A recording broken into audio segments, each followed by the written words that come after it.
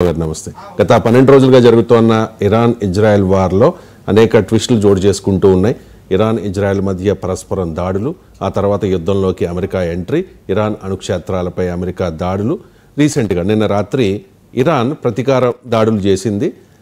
గల్ఫ్లో ఉన్న America army బేస్లపై విరుచుకుపడింది. So ఇప్పుడు యుద్ధ వాతావరణం ఏ రకంగా ఉంది అంటే ఏం చెప్తారు? Iran is on fire. Iran ఏంటంటే ఇజ్రాయెల్ గత 12 రోజులుగా ఇజ్రాయెల్ నిరంతరంగా ఇరాన్ మీద అటాక్ చేస్తూనే ఉంది. ఇరాన్ 16 లక్షల చదరపు కిలోమీటర్ల ప్రాంతం, 10 కోట్ల మంది ఇరాన్ ప్రజలు, ముఖ్యంగా ఇరాన్ రాజధాని టెహరాన్ అనేది భయంకరమైన మిసైల్ దాడికి గురైందనమాట. ఇటు మొసాదు, ఇటు ఐఆర్జీసీ ఫోర్సెస్, ఆర్మీ ఫోర్సెస్ హెడ్లు చనిపోవడం, ఒకళ్ళు పెట్టిన తర్వాత ఒకళ్ళు చనిపోవడం, కమేని వెళ్ళి మాస్కోలో కానీ ఒక అండర్ గ్రౌండ్ బంకర్లో కానీ దాకోవడం, ఇరానియన్ ప్రజలు ఒంటి కాలి మీద ఉన్నారన్నమాట. ఏ సమయంలో ఏమవుతుందో తెలియడం లేదు. గత 10 రోజులుగా ఇరానియన్ ప్రజలు, ఎస్పెషల్లీ టెహరాన్లో ఉన్న 1 కోటి మంది ప్రజలకి నిద్రాహారాలు కూడా కనుమరుగైపోయినాయి. ఎందుకంటే తమ పిల్లలను ఒళ్ళో పెట్టుకుని ఏ టైంలో ఏ మిసైల్ పడుతుందో తెలియలేటువంటి గందరగోళ భయంకరమైన పరిస్థితుల్లో టెహరాన్ ఉందండి. ఇది ఇరాన్లో పరిస్థితి. ఏది గత 10 రోజులుగా. తర్వాత అమెరికా మళ్ళీ ఎంటర్ అయ్యి 11 రోజులుగా మొన్న ఆదివారం అది అటాక్ చేసింది. మొత్తం తనకు ఒక అవమానకరమైన పరిస్థితి. ఇరాన్ అనేది ఒక తన సివిలైజేషన్లోనే అలెగ్జాండర్ అప్పుడులో బార్సైను, అదేవిధంగా డారియస్ ఉన్న సమయంలో అలెగ్జాండర్ అటాక్ చేసినప్పుడు ఒక పార్సీ ల్యాండ్ ఎంత విలవిలలాడిపోయిందో ఈరోజు అదే పరిస్థితి అక్కడ ఇరాన్లో ఉంటుంది. ఇరాన్ అస్తిత్వానికి పోరాటం చేస్తుందండి. అది లివింగ్ అవ్వాలా లేదా అనేది ఉందన్నమాట. ఇలాంటి పరిస్థితుల్లో 12 రోజుల తర్వాత గత రాత్రి 7 గంటల 40 నిమిషాలకి తన యొక్క విశ్వరూపం అంటే ఏంటో ఇరాన్ చూపిందనమాట. అంటే విశ్వరూపాన్ని నేను ఎందుకు అంటున్నానంటే అది అమెరికా ఎయిర్ బేసెస్ని అటాక్ చేయడం అండి. ఎంత ధైర్యం కావాలంటే ఇంకా సావు బతుకులు అనమాట. ఒక అభిమన్యుడు మహాభారత యుద్ధంలో ఇంకా పద్మవ్యూహం వచ్చినప్పుడు డూ ఆర్ డై అనమాట. ఇంకా సావడమా బతకడమా అనమాట. అంతే, ఒక వీరుడిగా పోరాడడం. నిన్న ఇరాన్ ఒక వీరురాలుగా రెచ్చిపోయిందనమాట. ఇంకా సావైనా పర్వాలేదు కానీ అవమానాన్ని తట్టుకోకూడదనేది ఒక జాతీయ భావాన్ని రెచ్చగొట్టుకుంది ఇరాన్. నేను అంటున్నానని కాదండి. నిన్న 7 గంటల 40 నిమిషాలకి అది ఖతార్లో ఉన్న ఒక ఎయిర్ బేస్ని, ఆల్ ఉదైద్ అనే ఎయిర్ బేస్ని అటాక్ చేసింది. అది అమెరికా యొక్క గల్ఫ్లో ఉన్న అతిపెద్ద ఎయిర్ బేసు. ప్రపంచంలో 80 దేశాల్లో 740 బేసెస్ అమెరికాకు ఉంటాయండి. అది America, that is the United States of America. ప్రపంచ సంపదలో 30% సంపద ఉండి ప్రపంచంలో యుద్ధ విమానాలు 14,000 యుద్ధ విమానాలు కలిగి ఇటు రష్యా, చైనా, ఇండియా వచ్చే నెక్స్ట్ టాప్ 10 కంట్రీస్ కలిపితే ఎన్ని యుద్ధ విమానాలు ఉంటాయి అన్నీ ఉంటాయండి అమెరికా దగ్గర. తర్వాత టాప్ 10లో మిలిటరీ బడ్జెట్లు అన్నీ కలిపితే ఎంత ఉంటుందో అంత ఉంటుంది United States of America budget, సుమారు $950 బిలియన్. అటువంటి అమెరికా ఎయిర్ బేసు ఖతార్లో ఉన్న ఆల్ ఉదైద్ ఎయిర్ బేస్ని, అదేవిధంగా ఇరాక్లో ఉన్న ఆల్ అయిన్ అనే ఎయిర్ బేస్ని అటాక్ చేసినాయి. అంటే ఎంత పవర్ఫుల్ అటాక్ అంటే అంత పవర్ఫుల్ అండి. దానికి అమెరికా అడ్డుకోలేదు. ఒక విచిత్రమైన సంఘటన మీకు చెప్తున్నానమాట. అమెరికా ఇరాన్ ప్రయోగించిన మిసైల్ని అడ్డుకోలేదు. అమెరికా మిసైల్స్ రాలేదు, ఖతార్ అడ్డుకుంది. అక్కడ ఇరాన్లో అడ్డుకోలేదు. వెళ్ళి ఇరాక్లో ఉన్న తూర్పు ప్రాంతంలో ఉన్న ఎయిర్ బేస్ని, ఆర్మీ బేస్ని, ఆ ఎయిర్ బేస్ని దాన్ని కొట్టడం కూడా జరిగింది. అక్కడ ఎంత నష్టం జరిగింది, ప్రాణ నష్టం జరిగింది అనేది రాలేదు. కానీ ఖతార్ ఎయిర్ బేస్ దగ్గర Qatar missile system, anti air defence system ఆ మిసైల్ని ఇంటర్సెప్ట్ చేసినట్టుంది. అయినప్పటికీ మనకు ఆల్ జజీరా, గ్లోబల్ టైమ్స్, అదేవిధంగా ఫాక్స్ ఈ న్యూస్లు చూస్తే అక్కడ కొన్ని శకలాలు ఉన్నాయి. ఖతార్ దోహా రాజధాని దోహా మీదుగా ఈ మిసైల్స్ వెళ్ళడం కనపడింది. ఎన్నో సోషల్ మీడియాలో ఇవన్నీ వచ్చింది. దాన్ని బట్టి అంటే ఎయిర్ బేస్కి నష్టం జరిగిందని తెలుస్తుంది. ఖతార్లో ఆల్ ఉదైద్ ఎయిర్ బేస్లో అమెరికన్ ఎయిర్ ఫోర్సెస్ 10,000 ఆర్మీ జవాన్లు అక్కడ ఉండడం జరిగింది. అదేవిధంగా ఎన్నో బాంబర్లు, ఒక 40-50 బాంబర్లు ఉన్నాయి. C-130 Hercules fighters, transport fighters ఉన్నాయి. రీఫ్యూలింగ్ ట్యాంకర్స్ ఉన్నాయి. ఇక ఒక హ్యూజ్ బేస్ అనమాట. ఎందుకంటే అది United States of America central కమాండ్కి హెడ్ క్వార్టర్ అండి. అది దాన్ని ధైర్యంగా ఇరాన్ అటాక్ చేయడింది. అంటే ఇరాన్ ఈజ్ ఆన్ ఫైర్ అంతే. ఇప్పుడు ఇజ్రాయెల్ ఏం చేస్తుంది, ఇరాన్ని చేసేటప్పుడు టెహరాన్ మీద అటాక్ చేస్తూనే ఉంది. నిన్న ఐఆర్జీసీ కమాండ్ హెడ్ క్వార్టర్ మీద అటాక్ చేయడం జరిగిందనమాట. అక్కడ ఎంతమంది ప్రాణ నష్టం ఎక్కువ జరిగినట్టు తెలుస్తుంది. ఎందుకంటే ఈ ఇరాన్ను ఇప్పుడు అమెరికా ఎయిర్ బేసెస్ మీద అటాక్కి నాయకత్వం వహించింది ఇస్లామిక్ రిపబ్లిక్ గార్డ్స్ కార్ప్సే. దాని హెడ్ క్వార్టర్ ఇజ్రాయెల్ కొడుతూనే ఉంది. కానీ ఇజ్రాయెల్ అటాక్ని అసలు గత 12 రోజుల నుంచి గమనిస్తే అసలు ఇజ్రాయెల్ చేసే అటాక్లని ఇరాన్ పట్టించుకుంటుందా లేదా అనేది ఇక్కడ క్వశ్చన్. ఎందుకంటే అది ఎంతసేపు అమెరికా మీద టార్గెట్ పెట్టుకుంది. అమెరికా వచ్చిన తర్వాత అసలైన మేము యుద్ధం చేస్తానంది. ఇది ఖమేనీ చెప్పారు, ప్రతిజ్ఞ చేశారు. Operation true promise 1, 2, operation true promise 2 తీసుకుంది. ఆపరేషన్ రైజింగ్ లయనము ఇజ్రాయెల్ చేస్తుంది. ఆపరేషన్ మిడ్ నైట్ హ్యామర్ ఏమో అమెరికా చేస్తుంది. ఆపరేషన్ మిడ్ నైట్ హ్యామర్ అనేది ఈ B-2 బాంబర్స్ ద్వారా బాంబులు వేసిన తర్వాత ఫోర్డో న్యూక్లియర్ కాంప్లెక్స్ అనే దాంట్లో 4 చిల్లులు పడిన తర్వాత అది కొంచెం నాశనం అయిన తర్వాత ఇరాన్ యొక్క అసలైన విశ్వరూపం తన పంజా విసిరిందనమాట. ఎందుకంటే అమెరికన్ ఎయిర్ బేసెస్ని ఇంతవరకు గల్ఫ్ రీజన్లో అలా టచ్ చేసినోడే లేడు. 1958లో మొట్టమొదటి అమెరికన్ బేస్ అనేది లెబనాన్లో పెట్టడం జరిగింది. 1958 నుంచి ఇప్పటివరకు 19 బేసెస్ అక్కడ ఆర్మీ బేసెస్ ఉన్నాయి. ప్రపంచానికి 40%, ప్రపంచంలో 40% గ్యాస్ ఆయిల్ సంపద ఉన్న గల్ఫ్ రీజన్ అనేది అమెరికా ఆధిపత్యంలో ఉంటుందండి. అమెరికా అంత పవర్ఫుల్ అనమాట, most powerful in that area అనమాట. దాన్ని నేను మాటలతో కూడా మీకు చెప్పలేను.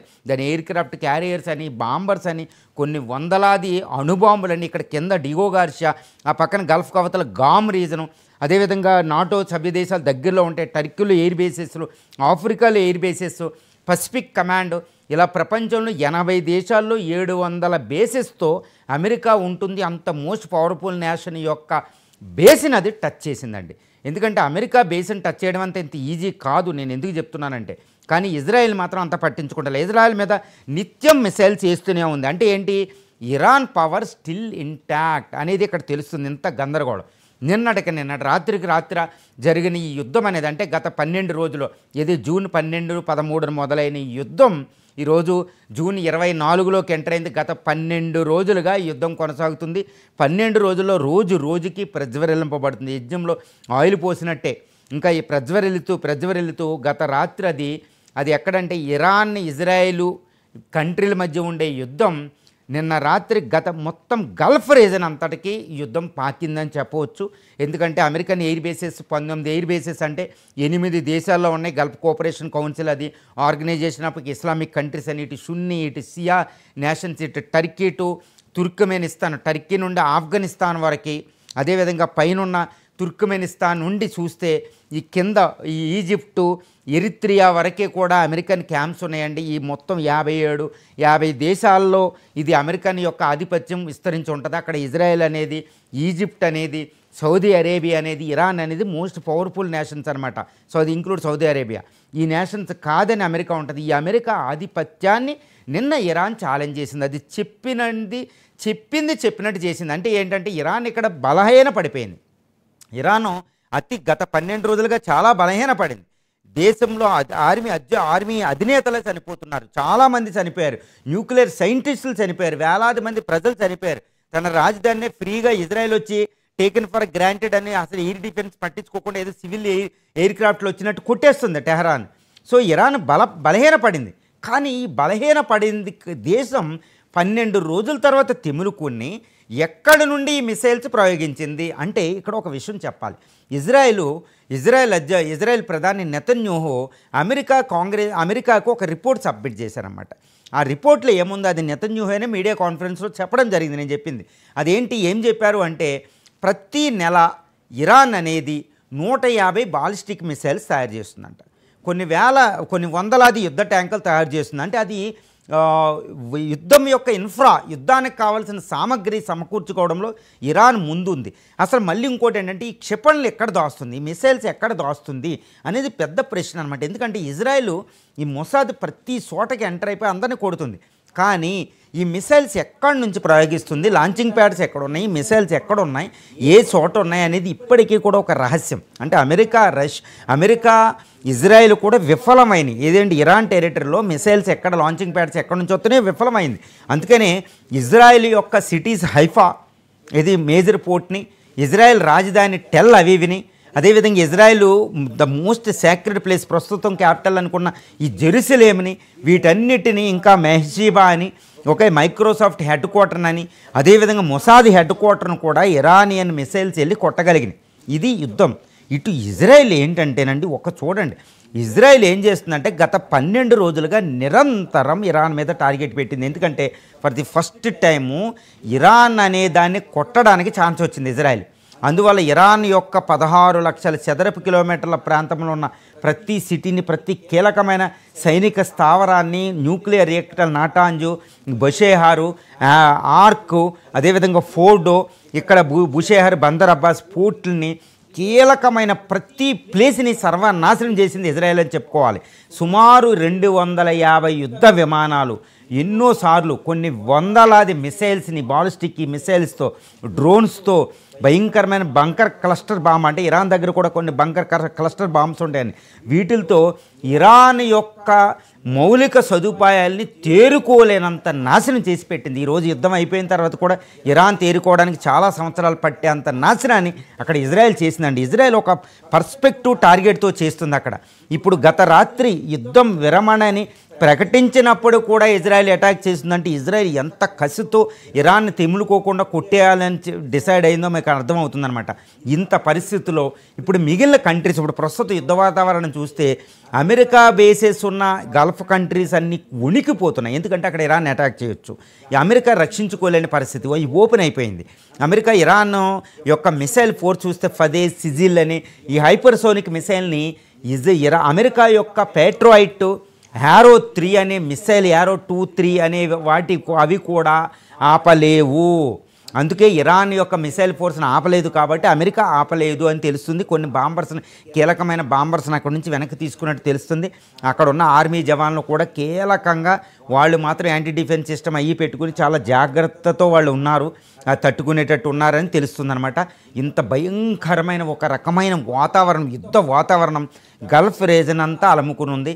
ఇక్కడ యుద్ధం జరిగిందా జరగలేదా అనేది కాదు, ఆ యుద్ధం అనే ఒక భయానకమైన వాతావరణం అక్కడ ఉంది. ఈవెన్ ఇజ్రాయెల్లో కూడా ప్రజలు నిద్రపోవడం లేదు.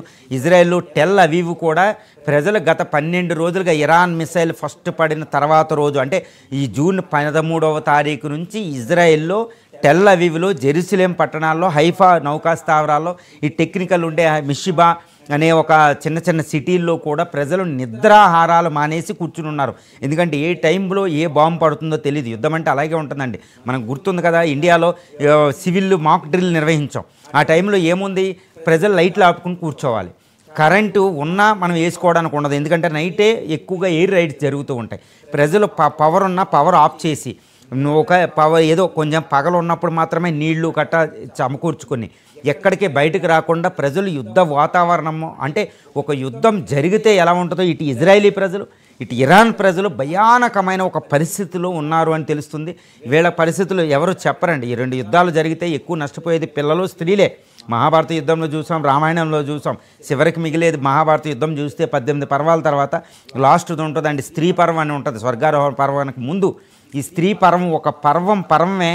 అంటే యుద్ధంలో పురుషులు చక్కగా చచ్చిపోతారు, వాళ్ళకి పోయేది ఏముండదు, పిల్లలు స్త్రీలు మిగులుతారన్నమాట.